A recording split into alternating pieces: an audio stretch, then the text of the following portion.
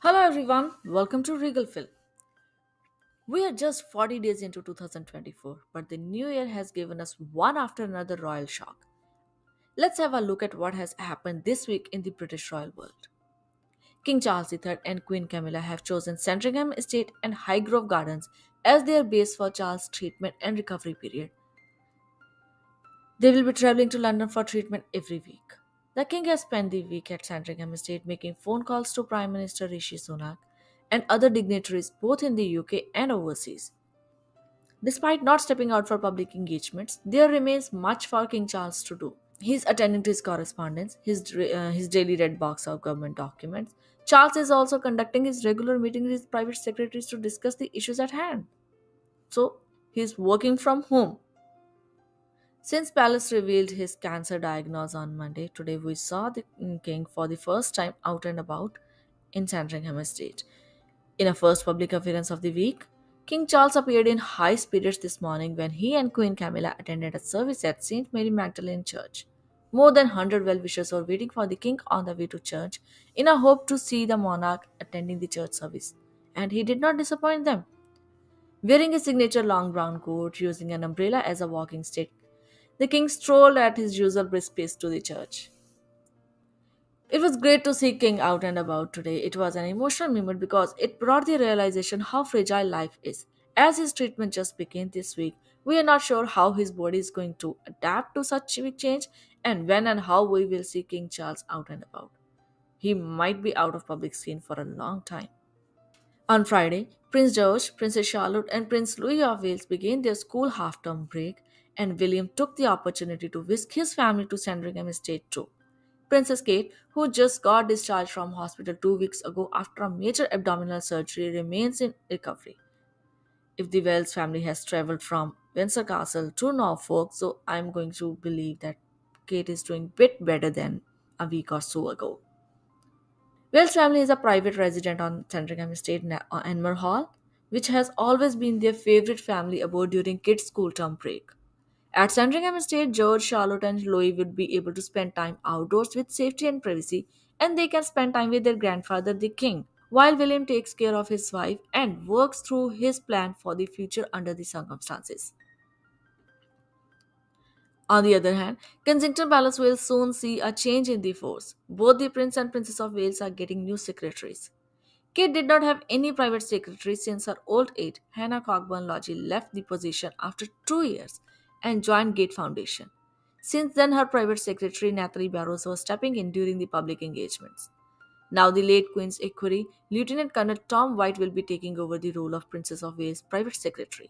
A war hero, Colonel White helped foil Taliban bomb plot in Helmand and served late Queen Elizabeth II until her death.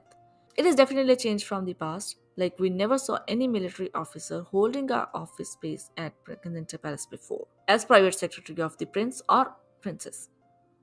And the Prince of Wales has appointed a former diplomat, Ian Patrick, as his private secretary.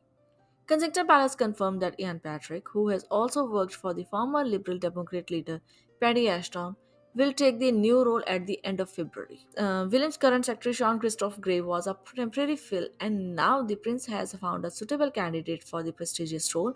Grey will be returning to his government work. We also have an update on Prince of Wales' ambitious project, the Earthshot Prizes. The Earthshot Prize is heading to South Africa for its fourth season. Cape Town will be hosting the award ceremony and the event preceding the dazzling night in November this year. The awards established in 2020 were previously held in London, Boston, and Singapore. So far, 2024 has remained a strange year when it comes to royal shocks. The year began with the shocking abdication of Queen Margaret II of Denmark. During her New Year's Eve address, she just very randomly threw in that on January 14, the day that also marks her accession day, she'll be stepping away from the throne, and her elder son Frederick will become the king. January 14 was a day full of emotions where we saw Queen Margaret II signing the abdication papers while her grandson, the new Crown Prince Christian, watched her with an affection on his face. And of course, that day brought us a new queen on the royal sphere, Queen Mary of Denmark. We were still reeling in the aftermath of the sudden abdication and accession on the Danish land and waiting for the Princess of Wales to make her first public appearance of the year when Kensington Palace released a very shocking news. That day, I was so sure that we will be seeing Catherine today out and about for an embargoed engagement, but the news of her hospitalization was not even in the dreams. Kensington Palace revealed that Kate had undergone a planned abdominal surgery. What the surgery was for is anyone's guess. As always, Palace did not give us any further information and very strictly said that there will be an update only when there is a significant change in her health. And within a few hours, a press release from Buckingham Palace came, revealing that in weeks' time, King Charles III will be undergoing a surgery for his enlarged prostate, a health situation that most men of his age face. Initially, it surprises the royal world that BP released King's medical statement on the same day Prince's condition was revealed. But what happened during the next 2 weeks showed why Buckingham Palace did it and how the royal family behind the scenes actually coordinated throughout the whole scenario. Kate stayed in the hospital for exactly 2 weeks. As always, the media speculation started. There was a camping outside the London clinic where Catherine was admitted. I personally found it very disturbing. Waiting for the birth of a prince and princess was a happy event, but this was a family crisis, and the palace specifically requested privacy. Yes, Catherine is a royal, and public needs to know what is going on with her. But her medical records are her very personal business, and if she does not want them to be discussed in public domain, then there is no question of trying to obtain that sort of information or try to catch a glimpse of family visiting her.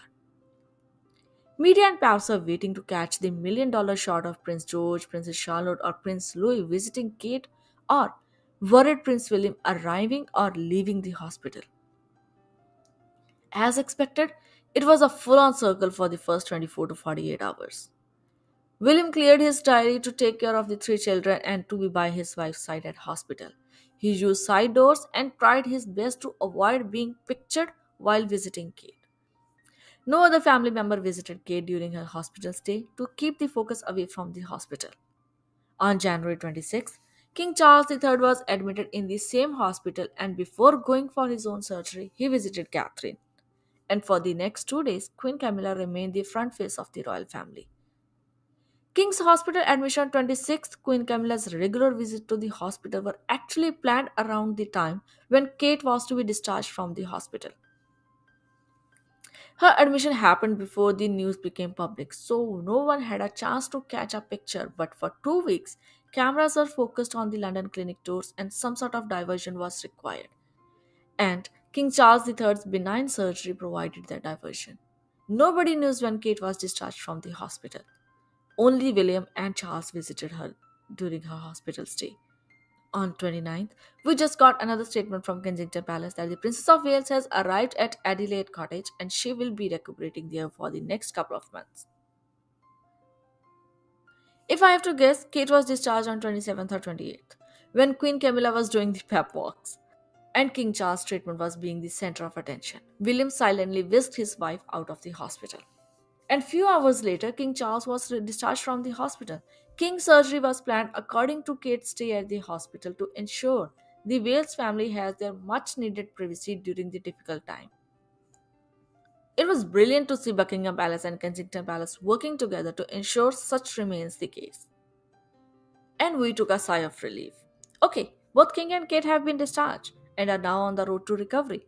We won't be seeing both of them and William for some time, but that's okay. But if only life was that simple. Last Monday, Buckingham Palace revealed that during his recent treatment, King Charles' medical team found something else: cancer. Palace did not reveal what sort of cancer it is, and now, again, the field is open for all sort of speculations. After waiting for 50 years, King Charles is just in the second year of his reign and he has been forced to step away from public facing duties. Charles informed both of his sons and all of his siblings personally before the palace released the statement to the public. His treatment is now ongoing, and the king has chosen Sandringham Estate as his base for the first week of his recovery. He's still working behind the scenes. He's communicating with the Prime Minister, getting his red box of government documents every day, reading through his work from his bed. All in all, King Charles is working from home. The king has always been a hard-working man, and for such a man to stay in bed or away from work is a difficult thing. Queen Camilla, during an engagement, revealed that he was doing very well under the circumstances. On Saturday, King released a statement thanking the public for their messages and best wishes during the difficult time.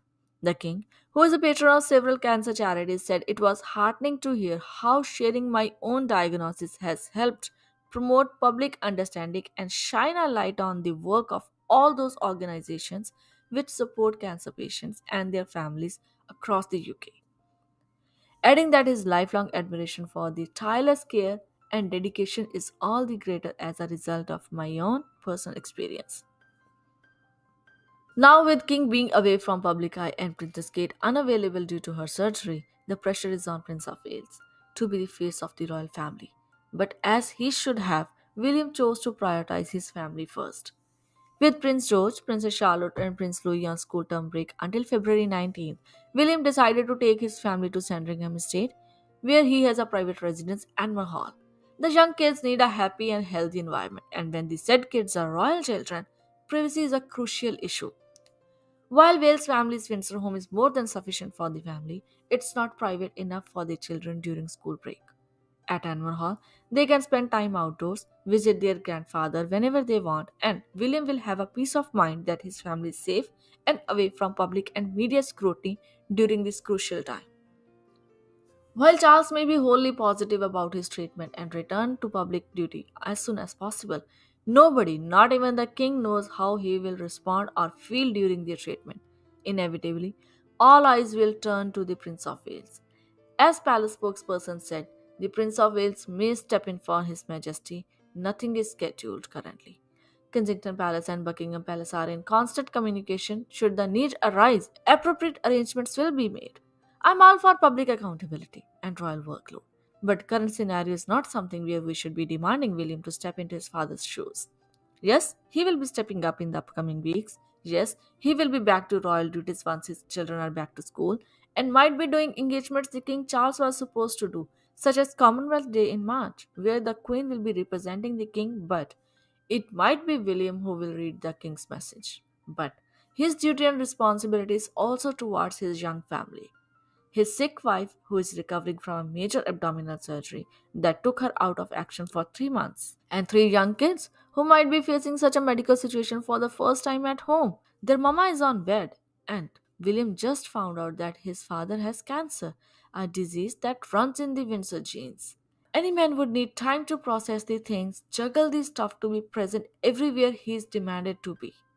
Until then, Queen Camilla, Princess Anne, and the Duke and Duchess of Edinburgh will be holding the fort stable.